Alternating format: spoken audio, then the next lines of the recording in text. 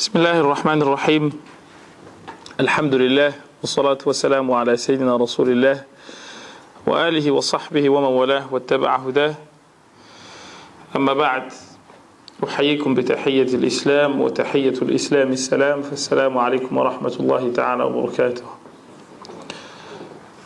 Chers frères, chères sœurs, je tiens d'abord à vous souhaiter, comme l'a fait le frère en fin de mots, je tiens à vous souhaiter bonne fête de Eid el-Adha, en espérant qu'Allah subhanahu wa ta'ala la renouvelle sur nous et sur vous dans la santé et le pardon, incha'Allah. Fêter le jour dernier, c'est-à-dire l'Eid, est d'autant plus important dans un pays comme le nôtre que nos enfants ont besoin d'avoir ce qu'on appelle en arabe sha'ira, c'est-à-dire des signes par lesquels autre chose est identifiée ou est reconnue. Et ne serait-ce que par le biais de célébrer des occasions comme celle-là, nous apprenons à nos enfants qu'il y a chez nous des fêtes.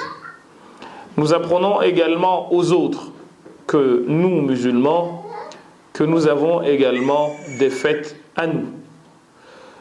Malheureusement, pour des contingences liées à la vie, mais également au contexte socio-culturel qui est le nôtre, dans lequel nous sommes, entre guillemets, un peu à la traîne, des gens négligent ces fêtes. Pire encore, ils vont travailler comme si de rien n'était, quand bien même ils sont comme moi dans la fonction publique, alors qu'il existe une loi qui leur permet de ne pas aller travailler pour, n'est-ce pas, pouvoir célébrer leurs fêtes.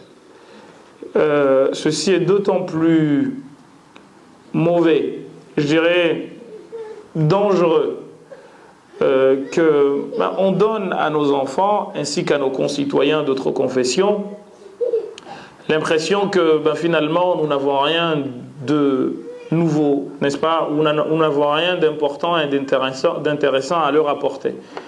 Or c'est tout le contraire. Et le prophète sallallahu alayhi wa sallam a tenu à apprendre à ses compagnons, donc aux sahaba, que notre communauté a des fêtes. Tant et si bien que une fois il a dit dans un hadith qui est authentique que laisser les gens exprimer leur joie, tambouriner et chanter afin que les juifs et les autres communautés confessionnelles de la ville de Médine sachent que nous aussi nous avons des fêtes. Hatta ya'lam al-yahoud anna lana a'yadan, pour que les juifs sachent, a-t-il dit, que nous avons également des fêtes.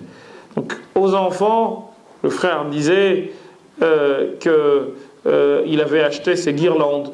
Nous avons également à faire, en effet, comme il l'a dit à juste titre, des guirlandes pour faire savoir aux autres que nous avons des fêtes et que ces fêtes-là ne sont pas des fêtes anodines, mais ce sont des fêtes qui sont au-delà de toutes les autres fêtes d'ailleurs, des fêtes œcuméniques.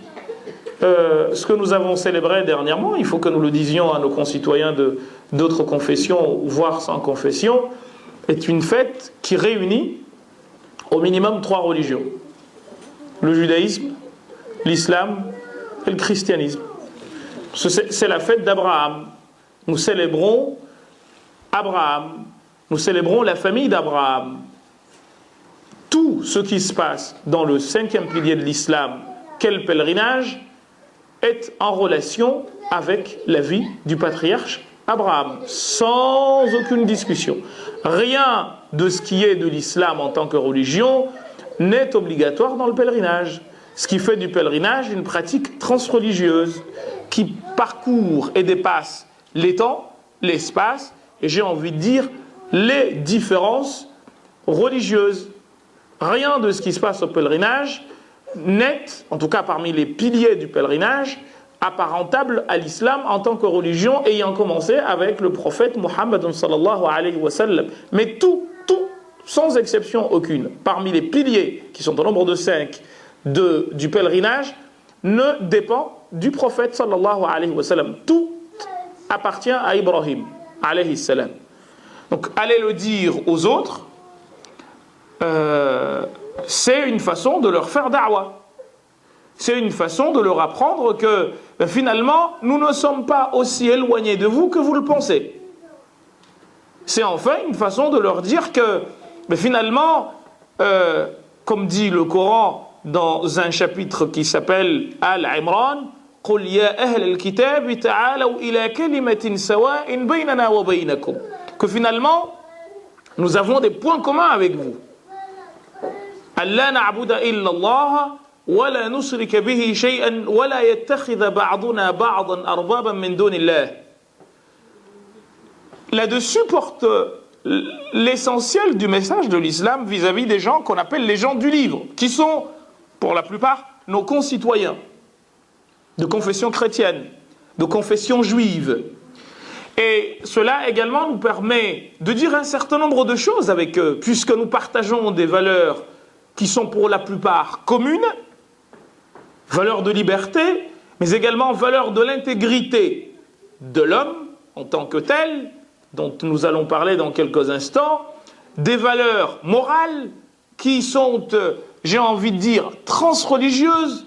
La morale, si vous la regardez du point de vue de l'islam, elle est la même que la morale du point de vue du christianisme, du point de vue du judaïsme.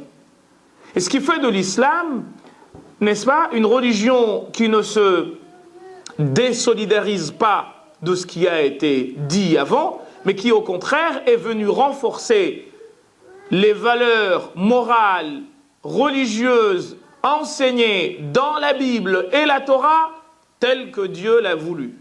Pas telles que l'homme l'a fait par la suite, parce qu'il y a eu des corruptions de textes, mais telles que véritablement Dieu l'a voulu. Et malheureusement, nous musulmans, j'ai l'habitude de taper sur les musulmans parce que j'estime qu'ils ne sont pas les bons ambassadeurs d'une religion universelle qui est la nôtre, davantage par ignorance de leur propre religion que pour autre chose. Il est donc de notre devoir d'aller dire à nos concitoyens que finalement, ce qui vous fait peur, ou ce qui fait que vous avez des préjugés sur nous, c'est du vent. Ça repose sur rien. Mais encore faut-il que nous donnions les moyens de le faire. Encore faut-il que nous soyons conscients de cela. Le problème qui se pose, c'est que ces valeurs-là sont mises de côté, ou en tout cas ne sont montrées par personne, et du coup, nous vivons dans une sorte d'amour vache, je t'aime moi non plus, qui est dominé davantage par des peurs. Le musulman, alors tous les jours, on nous sort une nouveauté, pour des raisons populistes, électoralistes et tout ce que vous voulez, mais aussi parce que nous avons laissé le champ à des non-musulmans pour parler en notre nom. Et c'est ça le problème. Et on n'est jamais mieux servi que par soi-même, dirait La Fontaine.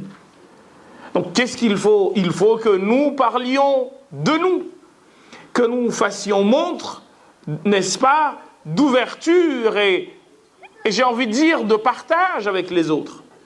Car si Dieu voulait, eh bien chacun de nous aurait vécu en vase clos. Ce n'est pas ce à quoi appelle l'islam. Ta'alaw. C'est une invitation à la rencontre. قُلْ يَا أَهْلَ الْكِتَابِ تَعَالَوْا إِلَى كَلِمَةٍ سَوَاءٍ بَيْنَنَا وَبَيْنَكُمْ. Venez en vous, gens du livre, vers nous, sur un point que nous partageons en commun. وَلَا تُجَادِلْ أَهْلَ الْكِتَابِ. Ne discute avec les gens du livre que sur la base de quelque chose qui est meilleur. وَجَادِلْهُمْ بِالَّتِي هِيَ أَحْسَنُ. Donc il y a là la notion d'échange qui doit définitivement être entérinée et qui doit définitivement être mise dans la tête de chacun de nous. Donc fêter l'Aïd, c'est une façon en fait d'aller à la rencontre de l'autre. Que diriez-vous si, parce que ces questions-là nous sont souvent posées, si je vous disais que un des compagnons du prophète sallallahu alayhi wa sallam, Abdullah ibn Omar, en mourant sur son lit de mort, il pense à dire à ses enfants de penser à leurs voisins juifs lorsqu'ils partagent la viande de l'Udhiyya, c'est-à-dire la viande de l'agneau. Si vous le faisiez, mais Brigitte Bardot changerait de discours. Brigitte Bardot changerait de discours. Parce que qui lui répondrait? Ce ne serait pas toi, frère, sœur de confession musulmane, ce serait ton concitoyen qui sait que le mouton, tu ne l'égorges pas dans la baignoire. Et que ce n'est pas par barbarie que tu le fais, mais plus en t'inscrivant dans une culture religieuse universelle qui commence depuis Ibrahim alayhi salam jusqu'à toi. La notion de partage s'impose de cette façon. La notion d'altruisme s'impose de cette façon. On part des textes, j'ai envie de dire, purs vers l'action pure et véritable. On n'est plus dans les déclarations et les intentions, mais plutôt dans le champ de l'action. Cela, malheureusement, nous ne le faisons pas. Mais au contraire, nous sommes restés sur des postures, sur des prises de position, ma religion pas touche, ce qui est bien entendu quelque chose de louable, mais ce n'est pas de cette façon que l'on va faire en sorte que le vivre ensemble sera réussi. J'aurais bien aimé voir l'ensemble de ces chaises assises par des Français de confession musulmane et d'autres confessions pour qu'ils entendent enfin c'est quoi l'islam. Parce qu'on est en train de se tirer dans les pattes sans pour autant que nous sachions véritablement c'est quoi l'islam. Et on est en quelque sorte comme des porteurs de lampes. Vous savez, celui qui porte une lampe sur sa tête, lui n'est pas éclairé. Mais c'est ceux qui sont autour de lui qui sont éclairés. Les musulmans sont aujourd'hui des porteurs de lampes. Ils ont quelque chose au-dessus de leur tête, mais ils ne savent pas combien ceux qui sont autour sont illuminés. Si ils ne le sont pas ou pas, et ça c'est un problème majeur. Donc fêtez cela. Allez à la rencontre de vos voisins. Il y a un frère qui m'a raconté une anecdote personnelle qui lui est arrivée dans une ville pas très loin de vous. Il m'a dit quand il est arrivé dans l'immeuble où il se trouve, où il habite, les gens ont commencé à dire, ah voilà, un musulman. Et ça a commencé à jaser. Vous savez comment il les a fait, entre guillemets, l'adopter, lui? Par la fête de l'Aïd. L'Aïd vient, il a égorgé son mouton, n'en déplaise à Brigitte, et il a été distribué la viande avec sa fille à ses voisins de palier. Il toque à la porte. Vous allez bien? Voilà. Un petit morceau de viande, par-ci, par-là.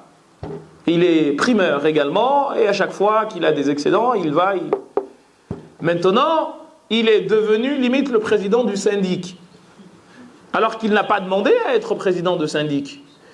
Mais tout le monde a confiance en lui, parce que vous savez, mes frères et sœurs, nous vivons dans un monde où l'humain, c'est ce qui fait défaut.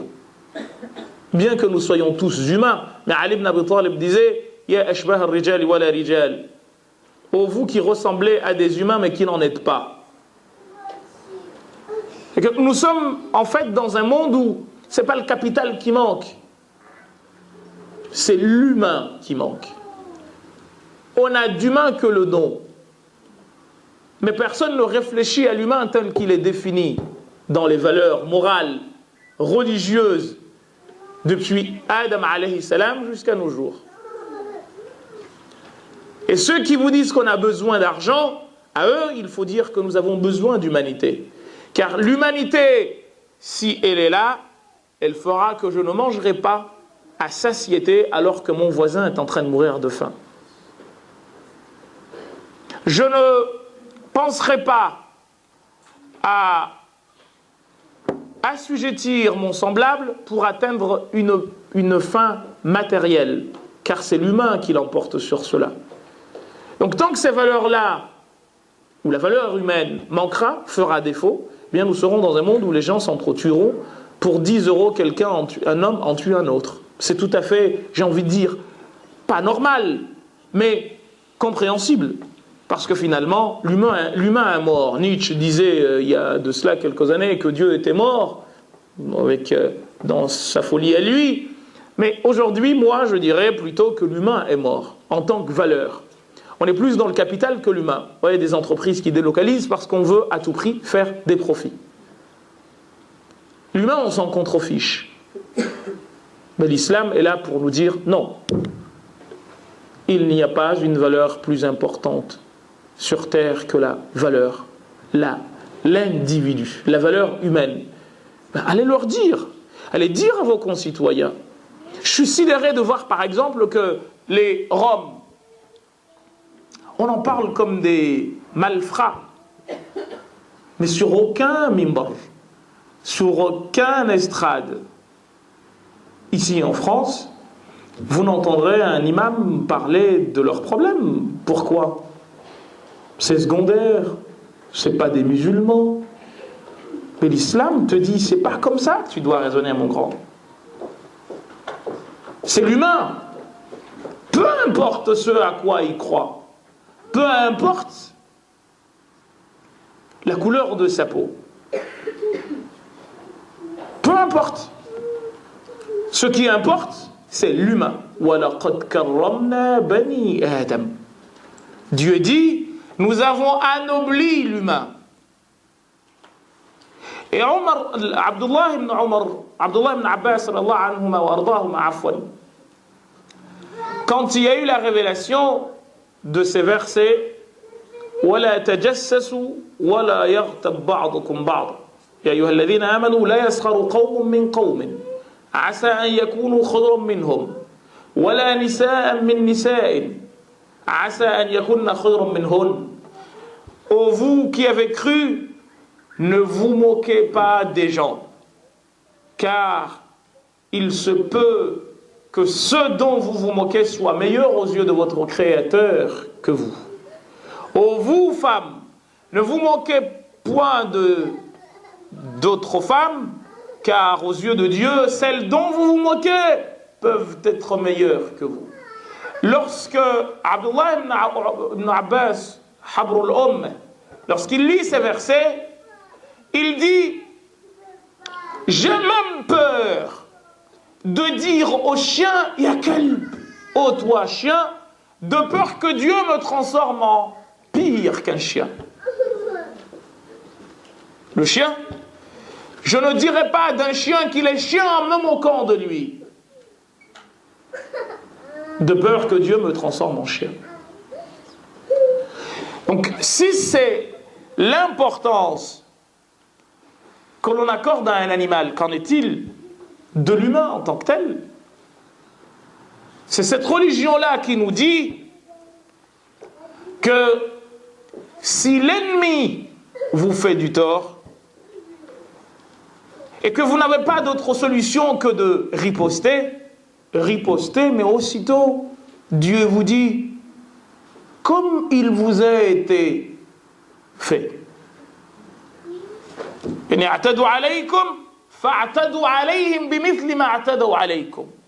Si ces gens-là outrepassent avec vous les limites, s'ils vous font du tort, ripostez, mais de manière graduée. Il vous a donné une tape, mais pas plus. Il t'a pas cassé, tu n'as pas à casser. Quelle législation au monde, quel droit au monde vous dit ce qui suit? Si vous êtes en combat, en guerre, contre des gens, et que, en fait, vous constatez que l'ennemi a deux fronts. Il y a un front qui ne vous attaque pas, mais qui est susceptible de vous attaquer. Un autre qui vous attaque directement, l'islam te dit, tu n'as pas le droit d'attaquer ceux qui ne t'ont pas encore attaqué, quand bien même ils sont susceptibles de venir t'attaquer. Par contre, il y a ceux qui guerroient contre toi, ceux-là, s'ils te tapent, tu tapes. Mais ceux parmi tes ennemis qui ne te visent pas directement, tu les laisses. Pourquoi? Parce que tu n'as pas, il n'y a justement pas chez nous ce qu'on appelle une guerre préventive. Ce que font les Américains maintenant. Je frappe, car la meilleure défense, c'est quoi? C'est l'attaque. Ben ça n'existe pas chez nous. Ça, c'est pas chez les musulmans. Tu ne dois pas être le premier à tuer. Il y a un hadith du prophète sallallahu alayhi wa sallam qui nous apprend la chose qui suit. Le prophète sallallahu alayhi wa sallam nous dit: si ton frère te cherche à te tuer, eh bien, fuis vers chez toi. Rentre dans ta maison. Le compagnon dit: ah, Rasulallah, et s'il rentre dans ma maison? Le prophète sallallahu alayhi wa sallam leur dit: rentrez dans la chambre. Ensuite il dit: et s'il entre dans la chambre? Le prophète sallallahu alayhi wa sallam lui dit: kun ibn Adam al-maqtoul wa la takun ibn Adam al-qatil. Sois le fils d'Adam qui tuait, mais ne sois pas le fils d'Adam qui tue. Pourquoi? Parce qu'encore une fois, il t'est interdit d'être toi celui qui porte atteinte à la personne en premier. Ces valeurs-là, même la Convention de Genève, au nom de laquelle aujourd'hui des gens soi-disant font la guerre, elle ne les connaît pas. Donc l'islam en tant qu'esprit, je vous garantis que l'humanité en a bien besoin. Car voyez-vous, ce que fait l'humain, ce que l'homme en tant qu'être fait, c'est toujours sujet à des périodes bien précises. Ce qui est bon aujourd'hui, parce que ça vient de l'homme, demain sera considéré comme pas bon. Mais ce que le créateur de l'humain fait, il est immuable. Et il sera bon en tout lieu et en tout instant. Vous savez, il y a des lois qui ont été faites par des humains comme nous, mais qui incessamment vont changer. Pourquoi? Parce que l'esprit humain est toujours dépendant de l'environnement à la fois temporel, culturel et social dans lequel il vit. Même les films de science-fiction, nous les faisons toujours à partir de réalités que nous connaissons. Jules Verne a fait son tour de l'univers, mais à partir de choses qu'il connaissait. Ce n'était que les projections de ce que lui vivait en les exagérant. Mais le créateur de l'univers, lui, il est omniscient, omnipotent et omniprésent. Donc, ce qu'il dit depuis toujours, ni le temps, ni l'espace ne pourront le rendre désuet. Il sera toujours d'actualité. Donc, ces valeurs-là que nous défendons, ou auxquelles nous appelons les gens, ce sont des valeurs universelles, immuables, qui seront bonnes et vraies jusqu'à ce que l'humain cesse d'exister sur terre. الشرع يصلح للزمان والمكان والأشخاص والأحوال أيا كانت. Aussi longtemps qu'il y aura des humains, la parole de Dieu sera toujours utile. Par rapport aux instants, par rapport aux lieux, par rapport aux États et par rapport aux gens. Mais la loi anglaise n'est pas forcément bonne chez nous. Pourquoi? Parce que eux sont des humains qui ont réfléchi, qui ont cherché à trouver des solutions aux problèmes auxquels ils sont confrontés, mais à partir de réalités qui leur sont bien propres. Et comme le disait si bien Hugo, ce qui est vrai à Paris ne l'est pas forcément à Londres, et vice-versa. La parole d'Allah, non. Elle sera partout. Mais encore faut-il que les gens le comprennent. Et du coup, pour rentrer dans notre sujet,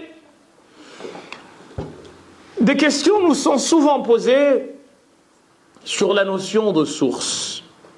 Et du coup, les musulmans aujourd'hui sont en quelque sorte devenus comme des chrétiens. Pourquoi? Parce que le catholicisme, au fur et à mesure que le temps passait, se sont désintéressés de ce qui constituait la quintessence du message pour, n'est-ce pas, s'intéresser à ce que l'on pourrait appeler les agréments.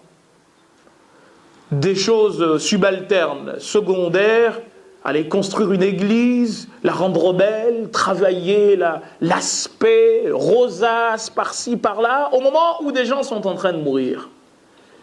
On a construit des églises qui ont survécu au temps, mais l'humain, on l'a mis de côté. L'islam nous dit le contraire. Le docteur Ali Jum'a a écrit un petit travail tiré d'une conférence qu'il avait faite, dans lequel il nous dit, regardez, s'il y a une religion au monde qui a moins considéré le lieu de culte que celui qui vient prier, c'est bien l'islam. Depuis la nuit des temps jusqu'à l'heure où on vous parle. C'est-à-dire quoi? Il a dit, regardez l'Ahram, Ahram Masr, les pyramides d'Égypte. Man banaha, qui les a construites? Pharaon. Les pyramides ont survécu au temps. C'est si bien qu'en arabe on dit il n'y a pas une maladie dont on ne guérit pas, à part la vieillesse et la mort, et rien ne résiste au temps à part les pyramides d'Égypte. Mais qui les a construites, ces pyramides, les pharaons? Mais en faisant quoi? En utilisant des humains qui très certainement y ont laissé la vie pour faire survivre autant des briques. Regardez les églises, comment elles sont. Regardez maintenant ce que font les musulmans par rapport aux mosquées. Comment elles sont. Des mosquées cathédrales, comme on dit. Mais au même moment, quand il fait très froid, aucune de ces mosquées n'est ouverte pour accueillir celui que Dieu a anobli, l'humain. On les clôt. Hop, hop, surtout pas. Les gens meurent de froid, mais on ne le fait pas. Très rares sont les mosquées qui ouvrent leurs portes aux humains, quelle que soit leur confession. Pourquoi? Parce que le tapis a plus d'importance et on se dit, ah ben si celui-là rentre, il va peut-être dormir et salir le tapis. Mais le tapis, c'est quoi? C'est toi qui l'as fait. L'humain, c'est qui? C'est celui dans lequel Dieu a insufflé son âme. Dieu a insufflé une âme dans un tapis? Non. Mais il l'a insufflé en toi. Dieu l'a créé. Et il te dit qu'il t'a créé. Mais il ne t'a pas dit qu'il a créé un tapis. Et pourtant, il en est indirectement le créateur. Parce qu'il est celui qui t'a créé et toi qui as créé le tapis. Mais, il t'a dit, non, moi je t'ai créé. J'ai insufflé en toi une âme. Donc qu'est-ce que nous faisons? Nous nous désintéressons de la construction divine. L'imam Abu Shaykh Al-Asbahani a recueilli un hadith dans lequel il dit Al-insanu bunyan ar-rabb. Dieu, l'humain est une construction divine. Mal'oun man hadama bunyan ar-rabb. Il est maudit celui qui déconstruit la construction divine. Donc tant que nous n'aurons pas compris cela, on parle de retour aux sources. Naam. Et je pense que le frère qui a choisi le titre avait besoin justement que nous parlions de source. La source principale, ce qu'on appelle el maqasid, c'est quoi? Ibn al-Qayyim le dit dans السياسة الشرعية أو شريعة السياسة أو سياسة الشريعة عفوا. Il dit mais finalement c'est quoi shara, ce qu'on appelle sharia, qui fait peur ici et là. Oh là là là, ils veulent appliquer la sharia. Et les musulmans eux-mêmes ne savent pas c'est quoi la sharia. Musiba. Catastrophe. Wallahi, si vous prenez 10 musulmans, 9 musulmans sur 10, vous leur demandiez de définir c'est quoi sharia, tout de suite, vous savez à quoi ils penseraient? El hudud, el jinayat, les peines. Celui qui vole, brum, on lui coupe la main. Le débat de Sarkozy et de Tariq Ramadan en 2003 ou 2004, je ne sais plus, c'était Hein, ça a permis à Sarkozy de se lancer dans... Hein, et il lui sort, oui, ton frère Hani a dit qu'il faut lapider. Voilà, il a noyé le poisson et il est malin. Il était aussi bon dribbleur que Lionel Messi, pour ceux qui connaissent du foot. Et qui en font. Et du coup, voilà, ils vont appliquer la charia. Et le musulman lui-même, il pense que c'est ça. Moussib. Charia, c'est couper des mains. Figurez-vous qu'une fois, j'étais avec un candidat aux élections législatives de ma circonscription. Je lui ai dit, bon, c'est quoi pour vous la charia? Mais je ne savais rien du tout. Ensuite, je lui dis, c'est quoi charia? Et je lui dis, alors, pour toi, la France n'applique pas la charia? Il m'a dit, vu de ce point de vue, oui. Je lui ai dit, bah, on est d'accord. Mais le problème, c'est que nous avons une compréhension tellement mauvaise de ce qu'est la charia que nous faisons croire aux autres que charia, c'est quoi? C'est justement une loi dictée par un père fouettard qui serait Dieu pour rendre la vie difficile aux gens. Et du coup, haram, haram, haram, illicite, illicite, illicite. Il n'y a rien de halal chez les musulmans. Tout est haram. Haram. Haram. Et le meilleur, wallah, je vous dis quelque chose. Si à ma place, il y avait quelqu'un qui passerait à toutes les 2 secondes son temps, dire haram, haram, cette salle serait remplie. Mais celui qui dit non, c'est pas haram, mais c'est au contraire permis, c'est un musulman light. C'est un imam light. Tout le temps, il dit halal. Il y a un cheikh égyptien qui s'appelle Oussam al-Qousri. Il a dit, j'étais dans une tendance de l'islam dans laquelle le prophète sallallahu alayhi wa sallam dit, Aïcha nous parle de lui dans un hadith authentique, que ma khuyira Rasulullah sallallahu alayhi wa sallam bayna amrayn illa ikhtara aysarahuma lam yakun ithman aw qati'at rahm. Jamais il n'a été proposé au prophète sallallahu alayhi wa sallam de choisir entre 2 choses sans qu'il prenne la plus facile, à condition qu'elle ne conduise pas à une rupture de famille ou à un péché quelconque. Lui, il dit, quand j'étais comme ça, je faisais l'inverse. Quand on me demandait de choisir entre 2 choses, je cherchais la plus difficile. Et du coup, j'ai eu des étudiantes à l'université qui m'ont dit, il y a une sœur en particulier qui m'a dit, vous savez, monsieur, si un imam parle, je regarde déjà, est-ce qu'il a une petite barbe ou pas? S'il n'en a pas, je n'écoute pas ce qu'il dit. Je dis, c'est bien, ma sœur. Donc, ce qui m'amène à vous dire que nous sommes devenus des chrétiens. C'est-à-dire que nous nous intéressons davantage à ce qu'on appelle les shakl, la forme,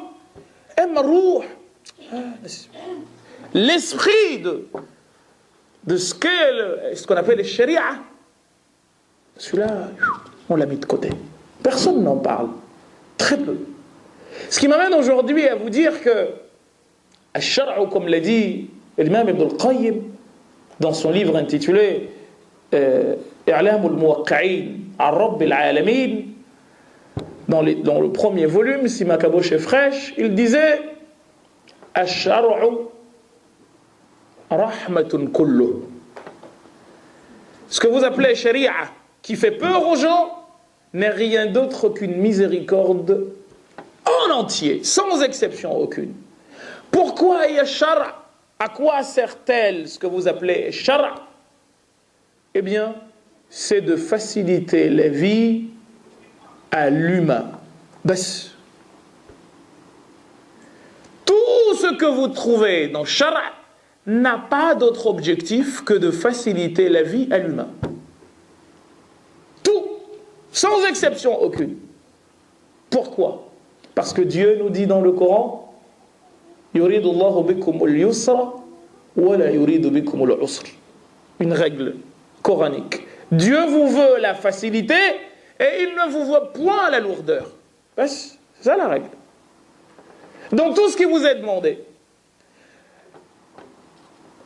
Sharia, donc, définissons-la, puisqu'on nous a parlé de retour aux sources. Le mot en arabe signifie deux choses. Comme l'a dit Al-Fayrouz Abadi dans son dictionnaire intitulé Al-Qamus al-Muhit, mais également dans Lisan al-Arab d'un monsieur qui s'appelait Ibn al-Manzour, mais également dans une autre encyclopédie de langue arabe faite par un monsieur qui s'appelait Al-Fayrouz al-Murtada al-Zabidi, qui est en quelque sorte une suite de ce que Al-Fayrouz Abadi a commencé dans un livre intitulé Al-Qamus al-Muhit فيما ذهب باللغة عربي شباطيط, sur à peu près une quarantaine de volumes. Sharia, c'est quoi? C'est un endroit dans lequel il vous est possible littéralement de boire de l'eau. Vous avez un cours d'eau qui coule comme ça. L'endroit auquel vous pouvez vous trouver facilement pour prendre de l'eau et boire, c'est ce qu'on appelle Sharia. Sharia, également, c'est une ligne droite qui n'a pas de... Une ligne droite, c'est quelque chose de simple. Le frère me disait tout à l'heure, tu vas à tel endroit, il faut que tu prennes tout droit. Il n'y a rien de plus simple. Mais Sharia. C'est ce que veut dire Sharia. C'est deux mots, c'est deux sens. Soit un endroit dans lequel il vous est facile de prendre de l'eau, soit au contraire un chemin droit qui te permet d'arriver facilement à ton objectif. Passe. Ensuite, sur le plan religieux, Sharia, c'est quoi? Ce n'est ni plus ni moins que quelque chose qui vise trois objectifs. Ce qu'on appelle, comme l'a dit Ash-Shatibi dans le deuxième volume de son livre intitulé Al-Muwafaqat fi Usul al-Sharia, les correspondances dans les fondements de la Sharia, ce qu'on appelle Ad-Daruriyat, et ce qu'il appelle Al-Hajiyat, et ce qu'il appelle Al-Tahsiniyat. Ça veut dire quoi? Ad-Daruriyat, c'est l'ensemble des choses sans lesquelles la vie de l'homme est purement et simplement impossible. Al-Hajiyat, c'est quoi?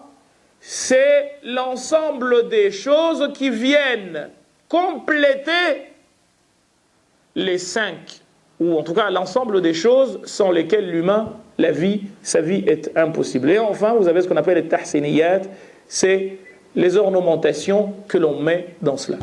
Regardons rapidement. C'est quoi le daruriyat? Au nombre de 5.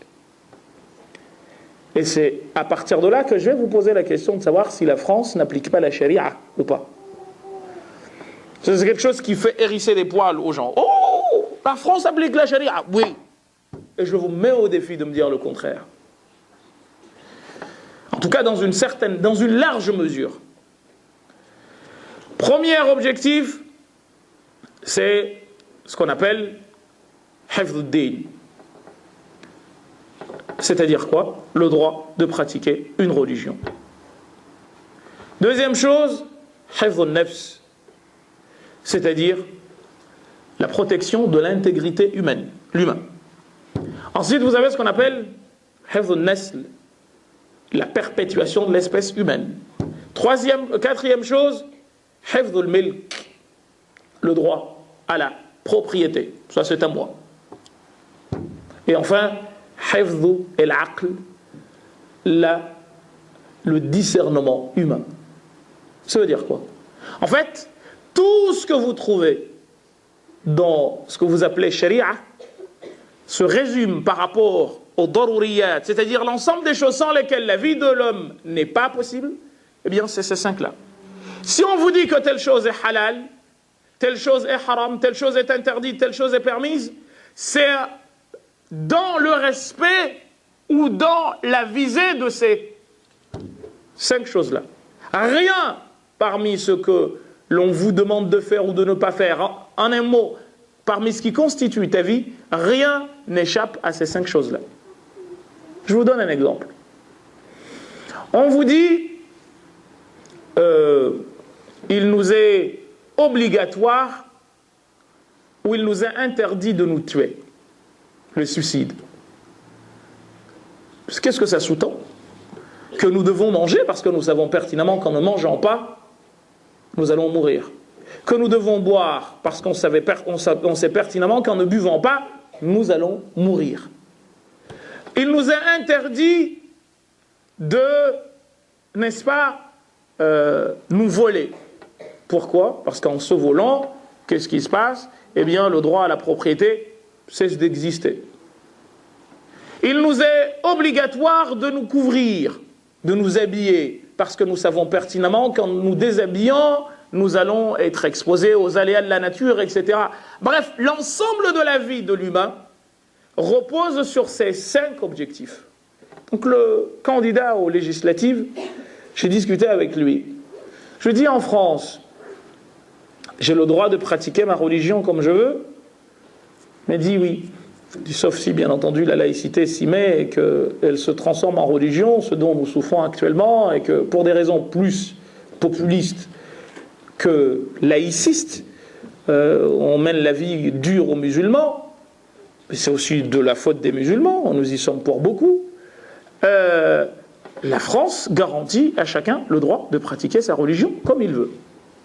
En principe, dans les textes. Après, la réalité, ça dépend du bon vouloir de la municipalité et des musulmans également. Avec les guerres algéro-marocaines, si elle nous permet d'exister, oui, on y arrive à quelque chose. Mais bon, bref, enfin, c'est juste une petite parenthèse de plaisanterie, mais qui est réelle. En France, je sors de chez moi à 4 heures du matin, quand c'est l'été, la prière de Subh est aux alentours de 4 heures. Je me dis, en principe, sauf catastrophe, j'arrive à ma mosquée, tranquillement. Ceux qui commencent à travailler à 5 heures du matin, à 4 heures, ils trouvent leur train, et à 99% des cas, il ne s'en faut pas agresser, n'est-ce pas? Bon. J'ai la possibilité de manger à ma faim. Je peux posséder ce verre, et voyez-vous, même si on est quand même un pays qui aime beaucoup l'alcool, mais on nous dit t'as pas le droit de boire quand tu prends le volant, même si on est hypocrite qu'on vend l'alcool dans les stations-service, hein, juste pour que la personne prenne la route. Mais bon, ça c'est autre chose. C'est les contradictions franco-françaises, mais qui sont là. Bref, je lui dis mais là c'est quoi? Il me dit mais comment ça? Je lui dis mais attendez, c'est 5 non? Puis je peux avoir des enfants, on me donne même des allocations familiales, etc. Il m'a dit oui. Je lui dis, ben voilà, c'est ce que dit l'islam, ni plus ni moins. Si le juif pratique sa religion comme il veut, si moi je pratique ma religion comme je veux, si vous pratiquez votre religion comme vous voulez, ou le fait de ne pas pratiquer, si vous me laissez la possibilité, ou nous nous laissons la possibilité de vivre sans problème, si j'ai le droit de posséder cela, si on m'interdit de me rendre au fou, si on m'encourage à perpétuer mon espèce, c'est-à-dire l'espèce humaine, bien voilà en fait ce qu'on appelle maqasid al-sharia, les visées de la sharia, c'est-à-dire qu'à travers l'ensemble des règles, à travers l'ensemble des recommandations islamiques, c'est ces 5 choses-là que nous visons. Maintenant, je vous pose la question. Vous allez dans un pays, je cite pas de nom pour pas vous fâcher, hein, mais dans un pays où vous partez de chez vous le matin, mais vous n'êtes pas sûr de rentrer.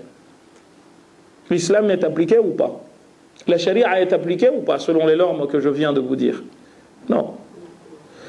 Vous êtes dans un pays où on vous force à croire en une chose, finalement, que vous n'aimez pas. Est-ce que la charia y est appliquée ou pas? Vous êtes dans un pays où tout appartient à tout le monde et rien n'appartient à personne. Est-ce que la charia est appliquée ou pas? Vous êtes dans un pays où, finalement, on te dit tu n'as pas le droit de faire d'enfant. La charia y est appliquée ou pas? Maintenant, je vous donne, par provocation, par rapport à ces 5 choses-là, dites-moi un pays arabo-musulman dans lequel la charia est appliquée autant qu'en France. Et j'aimerais bien que quelqu'un réponde, comme ça on débattrait très bien. Mais je sais que vous ne répondrez pas. La Turquie, dit-on. Ok, c'est très bien. On va discuter du cas de la Turquie dans les questions-réponses tout à l'heure. Mais c'est vous dire en fait à quel point nous sommes loin de ce que dit réellement l'islam. Et qu'est-ce que nous reflétons comme image? Alors vous voyez, dans ces objectifs-là, qu'est-ce qui se passe? Eh bien, on va te dire, l'islam dit, celui qui tue doit être tué. Dans quel but on le tue? Dans le but de protéger la vie de tous. Si vous avez un serial killer, qu'est-ce qu'on vous dit? Il faut mettre la main sur lui pour que tout le monde puisse vivre normalement. Alors l'islam nous dit, celui qui tue doit être tué. La loi du talion. Et en fait, la loi du talion existe déjà dans le judaïsme et Torah. C'est ainsi que le verset du Coran est révélé. Nous avons révélé aux enfants d'Israël que celui qui tue une âme injustement sera considéré comme quelqu'un qui a tué l'ensemble de l'humanité. Et celui qui en fait vivre une sera considéré comme quelqu'un qui a fait vivre toute l'humanité. C'est dans le Coran, ça. C'est pas moi qui vous le dis. C'est dans le Coran. Donc on te dit, celui qui t'enlève une dent, on lui en enlève une. Celui qui te remborne, ben, on le remborne. Celui qui t'a enlevé une oreille, on lui enlèvera une. Dans quel but, en fait? C'est seulement parce que Dieu est sanguinaire, ça dit qu'il a envie de... Non, c'est pour toi, humain. Ni plus ni moins, c'est pour que nous vivions ensemble. C'est pour que chacun de nous se sache limité. Dostoïevski disait, Leibniz avant lui a dit la même chose, si Dieu n'existait pas, tout serait permis. Pour que nous tous vivions bien, eh bien nous avons besoin de règles. Le port de la ceinture, lorsque nous conduisons une voiture, ça fait partie de la charia. Pourquoi? Parce que Dieu nous a dit vous n'avez pas le droit de vous suicider, de vous tuer, de vous conduire personnellement à la mort. Et on sait très bien qu'en ne le faisant pas, qu'est-ce qui va se passer? Eh bien, je vais mourir, ou je vais causer la mort à d'autres personnes que moi. Eh bien, qu'est-ce qu'on te dit? Hop, il t'est obligatoire de faire quoi? Il t'est obligatoire de porter une ceinture. Limitation de vitesse. Mais je pourrais vous en donner des tonnes et des tonnes. D'où la définition d'un État musulman. Et ça, des fois je m'assois le matin, je me dis, mais qu'est-ce que le musulman a loin de son compte? Si vous saviez la notion d'État musulman, comment elle a été définie, mais vous tomberiez des nues. Les chafi'ites, pour les chafi'ites, la France est musulmane. La France est un État musulman. Si vous ne le saviez pas, je vous le dis. Un pays dans lequel il est possible, écoutez bien, ils ont retenu 4 critères, dont les suivantes. Un pays dans lequel il est possible aux musulmans de construire un lieu de culte. C'est un pays musulman, quand bien même celui qui le dirige n'est pas musulman. C'est qui ça? C'est une école juridique qui a plus de 1400 ans, qui existe, à l'heure où je vous parle. من أكبر مذاهب المسلمين المذهب الشافعي عند السنة. Abu Hanifa, eux ils te disent exactement la même chose. Ce qui fait que la notion de dawla islamiyya, État musulman, mais c'est selon la définition retenue ou les critères retenus par qui? Et là, on tombe sur un autre problème qui est celui de la compréhension de ces sources. Mais on n'a pas fini d'expliquer le maqasid. On a vu ce qu'on appelle le daruriyat. Ensuite, vous avez ce qu'on appelle le hajiyat. Les objectifs que vise la charia, qui, eux, sont complémentaires des 5 premiers dont on a parlé. Lesquels sont-ils, ceux-là? Et Shatibi vous dit, par exemple, quand une règle est émise, il faut aussitôt un corollaire à cette règle. Comme quoi, par exemple? Quand on te dit, tu dois jeûner. Vous savez quoi? Allez chez nos concitoyens de confession juive. Si une femme est mariée et qu'ensuite elle est divorcée, elle n'a plus jamais le droit de se marier. Vous le saviez ça? Le matin, quand la femme de confession juive se lève, elle dit des choses pas très gentilles, en tout cas pas très respectables à son endroit. L'homme dit quoi? Ô toi Dieu, je te remercie de n'avoir pas fait de moi une femme. C'est pas moi qui vous le dis, hein. Les sœurs qui êtes là, allez lire le deuxième sexe de Simone de Beauvoir, dans la 2e page, et vous m'en direz des nouvelles. En islam, on te dit quoi? On te dit, mais en fait, quand il y a une règle, il y a toujours des choses qui permettent de compléter cette règle-là. En quoi faisant? On te dit, il t'est obligatoire de jeûner. Oui, mais si tu es malade, tu ne peux pas jeûner. Si tu es en voyage, tu ne peux pas jeûner. Tu peux jeûner, mais on te dit, tu peux ne pas jeûner. Pourtant, c'est une obligation divine. Hein. Donc ça rentre dans Hifzuddin, la protection, la liberté de croire et de pratiquer une religion, une confession. Oui, mais on te dit, aussitôt qu'on t'émet une règle, tout de suite on te dit, mais si ta vie est menacée, mets-la de côté, cette règle. Il t'est interdit de boire de l'alcool. Tu es dans le désert. Il n'y a que ça pour que tu vives, bois-le. Tu es trop âgé ou tu es diabétique. Jeûner? Oh, mon grand, si tu jeûnes, le médecin t'a dit que tu vas mourir. Haram. Tu ne jeûnes pas, tu manges.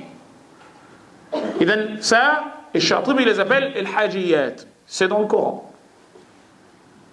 Dieu nous dit, il vous a interdit de manger telle bête. Et en revanche, si vous vous trouvez dans une situation de vie et de mort, vous n'avez pas le choix, vous n'avez pas d'autre choix que de manger ce qui vous est interdit, fala ithma alaykum. Mangez-en, vous n'avez pas de problème. Mais qu'est-ce qui se passe? C'est pas l'islam qui nous a dit qu'il était haram de manger un animal qui n'a pas été abattu selon... Si. Mais il y a des choses complémentaires qui viennent vous dire, oh attendez, mais vous avez besoin de ça pour que cela soit logique. Enfin, vous avez ce qu'on appelle les tahsiniyat. Il dit, les tahsiniyat, c'est quoi? Et c'est là-dessus que reposera la fin de mon propos. C'est ce qu'on appelle les ornementations. Et c'est quoi les ornementations? Finalement, vous allez vous apercevoir que c'est l'ensemble de l'islam, ou 99% de l'islam. C'est ce qu'il a appelé makarimul akhlaq, la noblesse de caractère. Finalement, tu te rends compte que tout ce dont on a parlé ne peut tenir que dans un humain chez qui la notion d'équité, chez qui la notion d'humanité dont on a parlé tout à l'heure sont bien installées. Le respect de l'autre, la notion d'altruisme. Eh bien, vous savez quoi? Ça caractérise plus de 97% de la charia. Vous le saviez ça? Il y a un livre que tout le monde utilise ici et là. Je suis sûr que la plupart des frères et sœurs qui sont là, soit ils l'ont chez eux, soit ils en ont entendu parler. Il s'appelle Boulough al-Maram d'Al Hajar al-Asqalani. Ce livre, c'est un livre dont vous pouvez connaître les hadiths par cœur très facilement. Il y a 1500, entre 1500 et 1800 hadiths dedans, dans lesquels il y a des hadiths daïfs, etc. Mais Al Hajar al-Asqalani, qu'est-ce qu'il a fait dedans? Il a dit, bon, je vais mettre dedans l'ensemble des hadiths qui ont permis d'établir les normes juridiques de l'islam. Suivez-moi bien. Hein?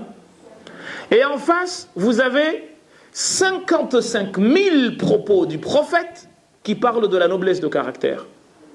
Il y a photo ou pas? 1500 à 1800 maximum, si on tient compte des répétitions, qui parlent de fait, fait pas, et 55 000 qui vous parlent de quoi? Tu n'as pas le droit de dormir la panse remplie alors que ton voisin n'a rien à manger. parmi les preuves de la foi de quelqu'un qu'il ne se mêle pas de ce qui ne le regarde pas. Comme celui dont la foi est véritable, qui croit en Dieu au jour du jugement, qu'il dise du bien quand il parle ou qu'il se taise. Il n'est pas croyant véritablement celui qui n'aime pas pour son semblable ce qu'il aime pour sa personne. Oui, je pourrais vous en citer des tonnes et des tonnes. Eh bien, c'est ce qu'on appelle les tahsiniyat. Là, la sharia est résumée comme ça. C'est ça la sharia. Et du coup, on te dit, mais en fait, la sharia, elle est bonne partout. Ce que je vous disais tout à l'heure. Dieu vous dit, qul al-haqqu min rabbikum. Parce que les gens pensent que si on applique la sharia, ben finalement tout le monde va devoir être musulman. Ya salam. Qul al-haqqu min rabbikum. Dis-leur, la vérité émane de votre Seigneur. Faman sha'a, celui qui veut, falyu'min. Celui qui veut croire, qui croit. Wa man sha'a, et celui qui ne veut pas, falyakfur.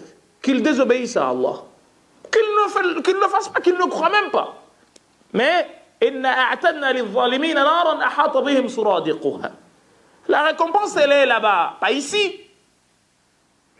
Nous ne sommes pas juges, nous. C'est Allah qui va juger. Ce qui fait que si toi, tu pratiques quelque chose, mais l'islam t'interdit de juger l'autre. Parce que finalement, tu ne sais pas qui de toi, qui de lui et toi sera aimé d'Allah et accepté. Un exemple. Il y avait une femme qui faisait beaucoup de prières, mais qui faisait beaucoup de tort à ses voisins. Elle est partie en enfer, nous dit le prophète sallallahu alayhi wa sallam. Et une autre, péripatéticienne, fille de joie, qui vendait son corps, qui ne respectait pas son corps, et qui est partie au paradis. Pourquoi?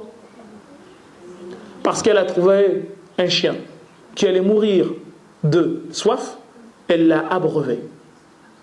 Et Allah l'a fait rentrer au paradis. À vos yeux, laquelle des deux est meilleure? Hein? Je vous pose la question. Qui des deux est meilleure, normalement? Celle qui fait les prières, etc., n'est-ce pas? Selon la vox populi. La meilleure, non. Selon la vox populi, c'est celle qui fait la prière, etc. C'est celle la meilleure. Masha'Allah, d'ailleurs, quand on définit, c'est une sœur, Masha'Allah, elle est... Mais si elle a une langue de vipère, non. La péripatéticienne est meilleure aux yeux d'Allah qu'elle. Si elle a une langue de vipère, si elle fait du tort à ses voisins. Et c'est là où on se rend compte que finalement, ce qu'on appelle le maqaïs, les normes, comment dire, les unités de mesure, elles ont été complètement inversées.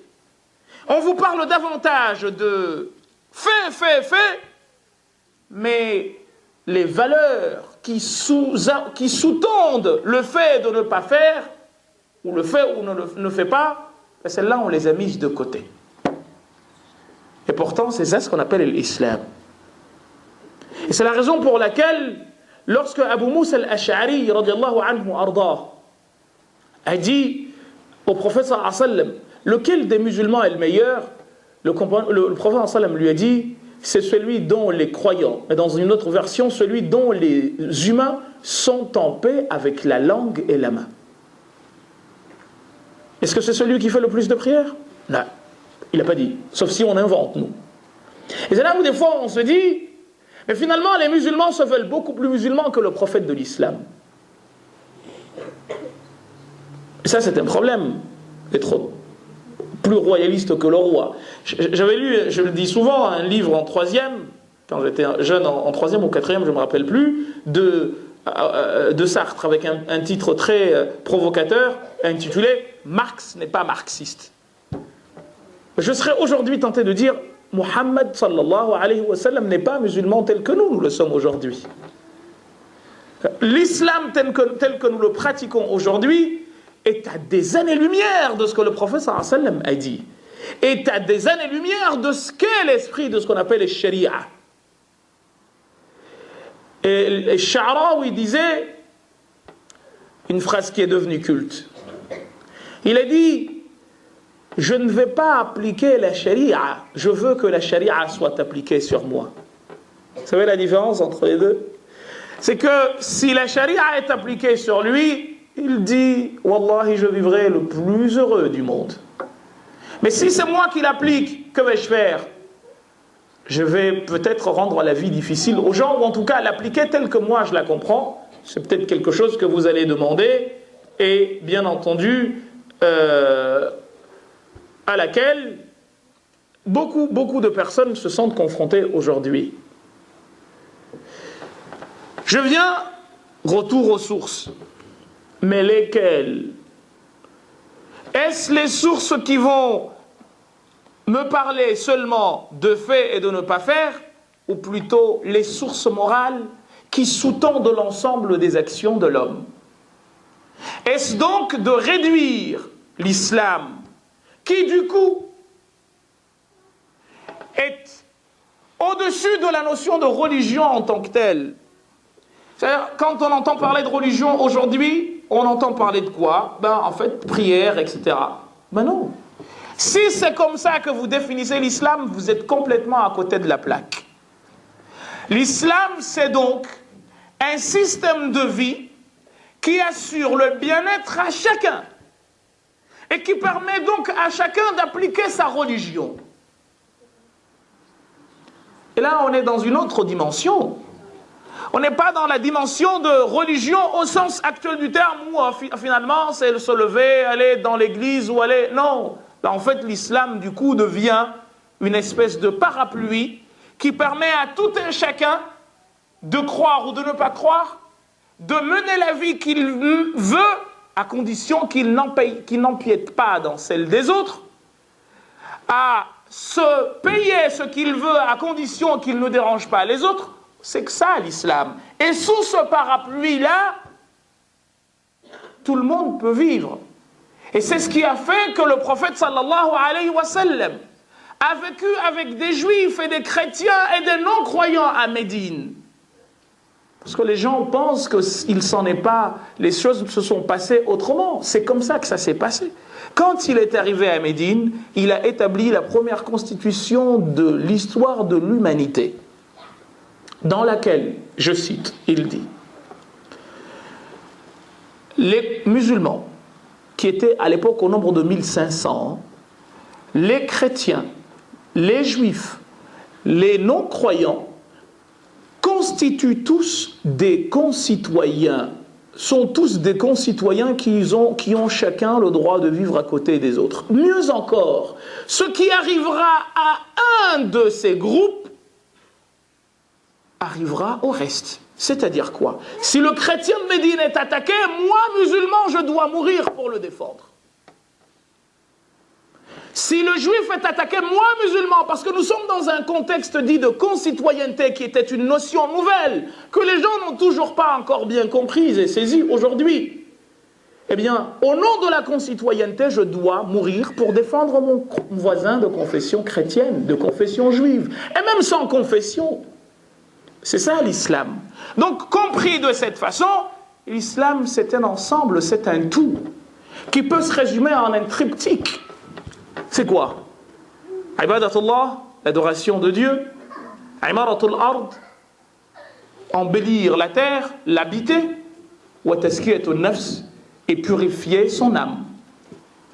C'est ça l'islam, frères et sœurs, qui est là. Et c'est ce que nous aimerions que les gens comprennent, à commencer par les musulmans eux-mêmes. Vous seriez étonnés si on vous disait que le prophète sallallahu alayhi wa sallam a laissé des chrétiens prier dans sa mosquée. Des chrétiens qui sont venus, qui ont cherché à débattre avec lui. C'était pour débattre avec lui. Et l'heure de la prière a sonné pour eux. Ils se sont sentis dérangés. Non, restez. Priez dans ma mosquée. C'est imaginable pour le musulman? Non. Même le fait qu'une femme ou un homme non musulman vienne entrer dans la mosquée, il y a des gens qui te disent non. Ah bon?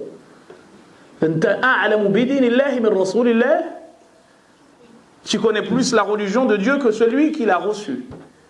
C'est la raison pour laquelle Allah subhanahu wa ta'ala, quand il définit l'islam, il dit, mais c'est finalement la même chose que ce qu'on a révélé à Nuh, Moussa, Isa. C'est la même chose.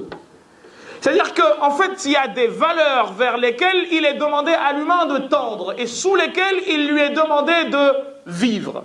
Et ces valeurs-là sont des valeurs universelles, immuables, qui gouvernent la vie de tout un chacun. Et sous lesquelles, si nous vivons, nous cesserons de nous entretuer, nous cesserons de nous jalouser les uns les autres. Parce qu'en fait, voyez-vous, la nature humaine est tellement rebelle que quand on lui dit de ne pas faire, elle fait. Mais quand on lui fait comprendre la chose au point que la chose devient inhérente à sa personne, il ne le fait pas. Quand on dit à un enfant de ne pas faire, c'est à ce moment-là qu'il fait. Mais quand on explique à l'enfant la raison pour laquelle il ne doit pas faire la chose, ou en tout cas on lui fait détester la chose, il ne la fait pas. Regardez vos enfants faire. Les araignées, c'est dangereux, il ne faut pas toucher. On ne lui a pas dit, touche pas à l'araignée. Non, on lui a dit l'araignée était dangereuse. Est-ce que l'enfant y va? Non. Dès qu'il voit l'araignée, il se tire. Bien, Allah subhanahu wa ta'ala, il a fait la même chose avec nous. Il nous a dit, vous pouvez croire, comme vous pouvez ne pas croire. En revanche, c'est dangereux derrière. Hein. Alors celui qui veut, il y va. Et celui qui a compris, il fait comme l'enfant, il dit, oh, si mes deux pieds ne me sauvent pas, qu'il se casse, qu'il se coupe. Et il n'y va pas. Donc nous, il nous est demandé en tant que musulmans de veiller au bien-être de tous. Parce que c'est ce qui est demandé au prophète sallallahu alayhi wa sallam. وَكَذَلِكَ جَعَلْنَاكُمْ أُمَّةً وَسَطًا لِتَكُونُوا شُهَدَاءَ عَلَى النَّاسِ. Pour que vous soyez des témoins. Et le témoin n'est pas celui qui regarde seulement, c'est celui qui agit. C'est celui qui se mêle, qui se mouille dans la vie des gens. Khayrun nasi, a dit le prophète sallallahu alayhi wa sallam, le meilleur des humains, anfa'hum linnas, est celui qui est au service des humains comme lui. Voilà notre religion, comment elle se définit, parce qu'il est déjà 56 et il m'a été demandé de m'arrêter à 16 heures, autrement on pourrait dire beaucoup de choses. جعلنا الله وإياكم من الذين يستمعون القول فيتبعون أحسنه وصلى اللهم وسلم وبارك على سيدنا محمد وعلى آله وصحبه والحمد لله رب العالمين وجزاكم الله خير الجزاء والسلام عليكم ورحمة الله تعالى وبركاته. Si vous avez des questions, posez-les. Si vous avez pitié de ma voix, laissez-moi tranquille. On va faire passer un micro. Si vous avez des questions, vous levez la main.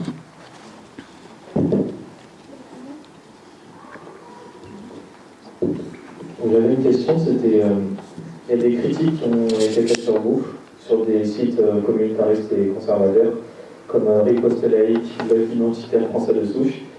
Et ma question c'est pourquoi en fait on a l'impression qu'ils s'entraînent davantage aux intellectuels musulmans qui appellent à l'ouverture, l'esprit critique et la participation politique, plutôt qu'aux imams qui prônent la fermeté, la rigidité et le dogmatisme. Très bonne question, mais la réponse est très simple.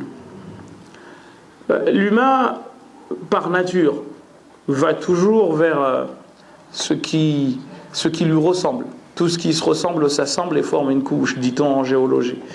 Vous savez, vous ne seriez pas étonné si vous découvriez que les partis extrémistes français soutiennent Bachar el-Assad. Ils sont d'accord avec lui. Je pense que ceux dont tu as parlé disent que c'est un bon président. Donc c'est tout à fait normal qu'ils appellent vers, ou en tout cas qu'ils fassent la politique ou le jeu de ceux qui leur ressemblent, en tout cas dans l'idéologie, que d'appeler vers des gens qui disent aux autres, mais ouvrez-vous les uns aux autres. Et je vais vous faire une confidence, vous savez, le raciste est celui qui ne sait pas qui il est. Mais dès lors que tu sais que tu es humain, et que ce qui se passe chez les autres passe en toi, tu comprends que tu ne peux exister qu'à travers ton semblable. Mais dès lors que tu te poses comme quelqu'un qui doit être l'unité de mesure des autres, ben finalement tu ne sais pas qui tu es. Donc ces gens-là, qu'ils nous critiquent, qu'ils nous insultent, ça nous élève. Parce que ça veut dire en fait que finalement, nous sommes sur le droit chemin. Et entre toi et moi, si tu vis sans que des gens te critiquent, c'est que tu ne vis pas. Il faut faire des choses. Celui qui n'agit pas, on dira jamais. Il y a des gens qui ne veulent pas se mouiller. Ben politique. Donc on ne te critiquera pas. Mais quand tu vas proposer des choses, à l'intérieur même de ta communauté, le prophète sallallahu alayhi wa sallam a été combattu par qui? C'est les siens qui l'ont combattu en premier. Donc même à l'intérieur de notre communauté musulmane, il va y avoir des gens, ou il y a des gens très certainement, qui vont dire toutes les méchancetés du monde sur nous. C'est pas grave. On a dit d'Allah qu'il avait des enfants, qu'il avait une femme. Qui suis-je moi, Mohamed Bazar Rasulillah? Rien du tout. Donc quand on m'insulte, peu m'importe. Si on met la lune à ma droite, le soleil à ma droite et la lune à ma gauche, pour me dire non, on n'appelle pas à ce que les gens vivent ensemble, je le ferai, quoi que cela me coûte. Donc c'est tout à fait normal que ceux qui détestent la vie humaine nous détestent. Parce qu'on appelle à ce que tout le monde vive ensemble. Et pour moi, c'est un honneur en tout cas.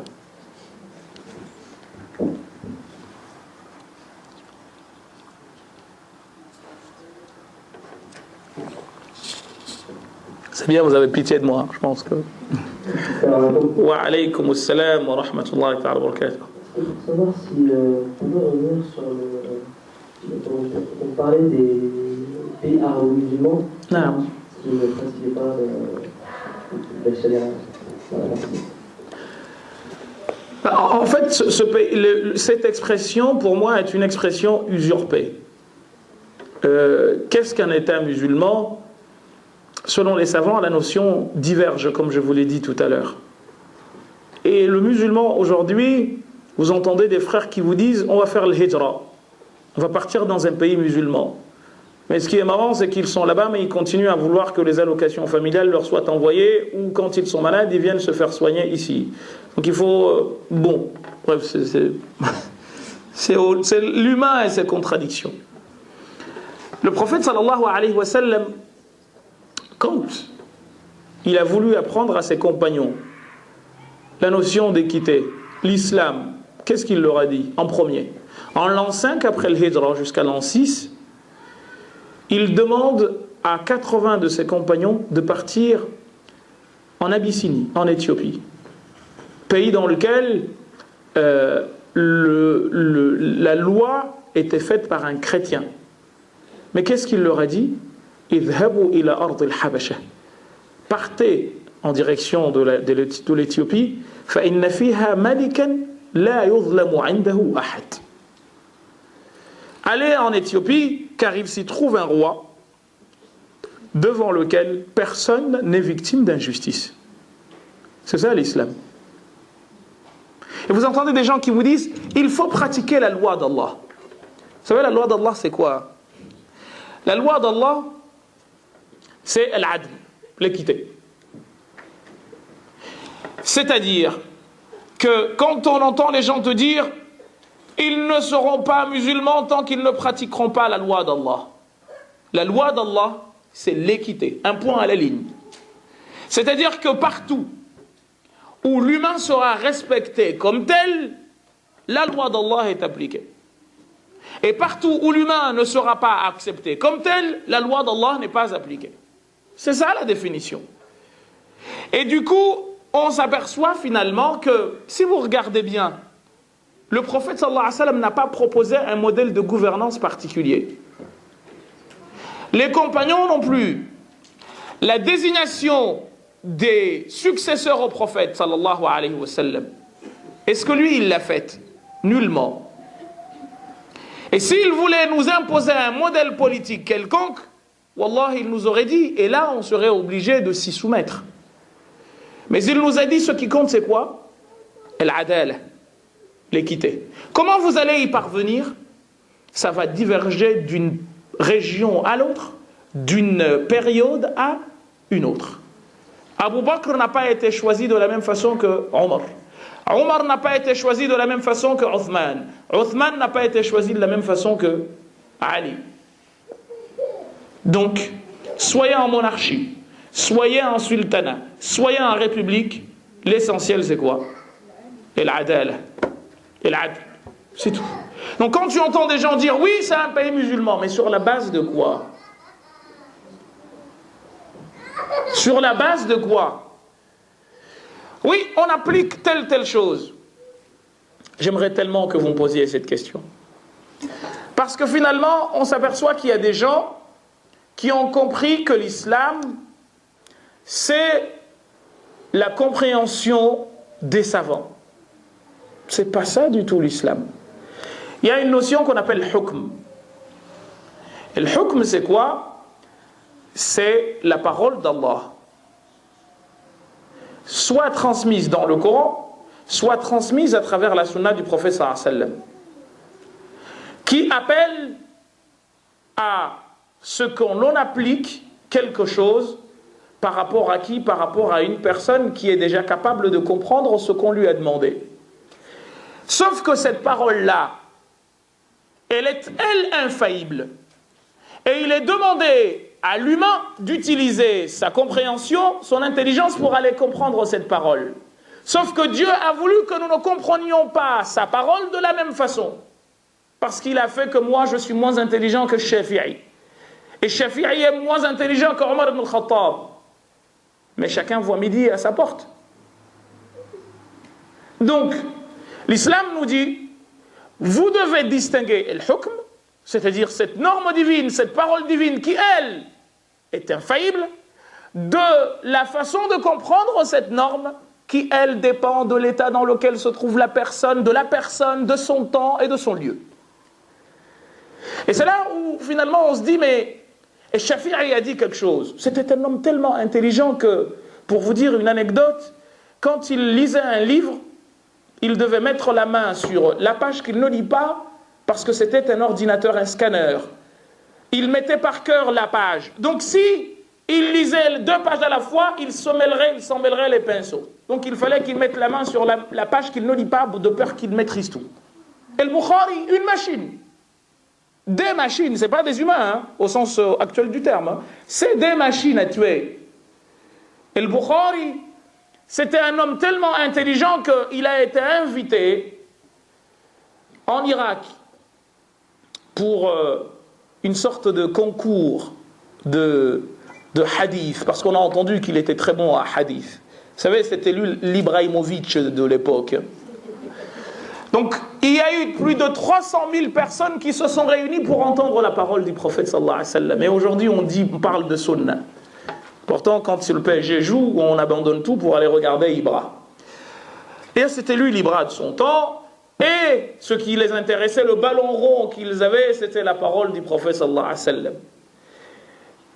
On a pris 10 personnes, à qui on a donné 10 hadiths chacune. Et on a changé à la fois les textes, ce qu'on appelle le matn, et le sanad, la chaîne de transmission. Donc ça vous fait combien en tout? 100. 10 fois 10, combien? 100. On leur a dit, vous allez les dire de moi Al-Bukhari, et on va voir s'il est vraiment fort ou pas. Il arrive, lui, il s'assoit. Abdallah est venu. An fulan, an fulan, an fulan, an fulan, an Rasul sallallahu alayhi wa sallam qal, et il change. Et le matn, ou, en fait, il a inversé, et sanad. Et à la fin, le plus fort aujourd'hui serait celui qui serait capable de dire non, ce hadith a été recueilli dans telle chaîne. C'est pas ce qu'il a fait, lui. Il a retenu les faussetés de chacun en direct, comme ça. Toi, tu as dit c'est faux, tu as inversé, tu as fait ça. Donc, il a retenu 100 chaînes de transmission, 100 textes, d'un coup, en les entendant seulement. C'est comme si vous aviez un magnétophone qui enregistrait tout et qui vous répétait. Et ensuite, il te dit, mais en fait, ce qui est vrai, c'est telle chose. Mais, malgré cette intelligence, ce n'était qu'un humain. Et celui-ci, il peut se tromper ou réussir. Donc ce que Al-Bukhari a compris de la parole d'Allah, c'est une chose, et la parole d'Allah en est une autre. Je ne suis pas marié avec Al-Bukhari. Je peux prendre ce que Al-Bukhari a fait, a dit, ou ne pas le prendre. Je peux prendre ce que Shafi'i a dit ou ne pas le prendre. Et c'est là où nous sommes face à des problèmes. On parle tout le temps de Salaf al-Salih, les pieux prédécesseurs. Mais qu'est-ce qui se passe? C'est des gens dont le prophète sallam a dit le plus grand bien du monde. Mais c'était des humains. Ils ont compris des choses et ils se sont certainement trompés sur d'autres. Comment nous devons travailler avec eux? C'est de suivre la méthodologie de travail de ces gens-là, plus que de s'habiller comme eux, parce qu'ils s'habillaient par rapport à leur temps et par rapport à l'endroit dans lequel ils vivaient. Si vous vouliez vous habiller comme les Salaf al-Salih, ils l'ont fait. Mais allez en Sibérie et habillez-vous comme eux. Ne changez rien. On te ramasse mort le lendemain. Pourquoi? Parce qu'eux, ils vivaient dans un espace géographique qui n'était pas celui dans lequel, en Sibérie, on vit. Il ne faut pas porter de manteau parce qu'ils n'en avaient pas. Et bien, là, on se rend compte que finalement, on est en train de nous scléroser, alors que ces gens-là ont travaillé. Et Shafi'i, quand il a posé les règles de ce qu'on appelle usul al-fiqh, ça n'était pas fait avant lui. Pourquoi nous ne ferions pas le même travail que Shafi'i aujourd'hui? Est-ce que Dieu nous a dit que ce que Shafi'i a fait, c'était la vérité absolue, il fallait s'arrêter là? Pourquoi nous ne pourrions pas faire justement un effort de tajdid, de renouvellement? De tous les savants que vous entendez à gauche et à droite, seul Shatibi a considéré que le maqasid al-khamsa, qu'on appelle le maqasid al-daruriyya, il est celui qui a pensé que c'était immuable, qu'il fallait s'arrêter là. Mais lui, c'est sa compréhension à lui. Qui est-ce qui a commencé à parler de al-maqasid? C'est vers l'an 600, avec un monsieur qui s'appelle Al-Izz ibn Abd al-Salam. Et Shatibi, Ibrahim al-Lakhami, c'est en 750. Pourquoi nous ne pourrions pas faire un travail d'investigation pour aller comprendre les textes comme ceux-là ont travaillé leur tête pour les comprendre? Non, on te dit, Malik il a dit, bus, il faut que tu t'arrêtes là. Ils ont posé des règles pour définir l'État musulman. Il faut qu'on suive ce que Ahmed a dit. Mais mon frère, je ne suis pas marié avec l'imam Ahmed. Mais huwa ala ani wa ra'si. Il est sur ma tête. Mais je ne suis pas d'accord avec ce qu'il a dit sur telle chose. Et si vous vouliez qu'on cherche les bizarreries racontées par chacun, mais on finirait jamais notre vie. Est-ce que ça enlève quelque chose au fait que c'était des génies hors pair? Du tout. Est-ce que cela veut dire que nous ne le respectons pas? Du tout. Mais on dit simplement que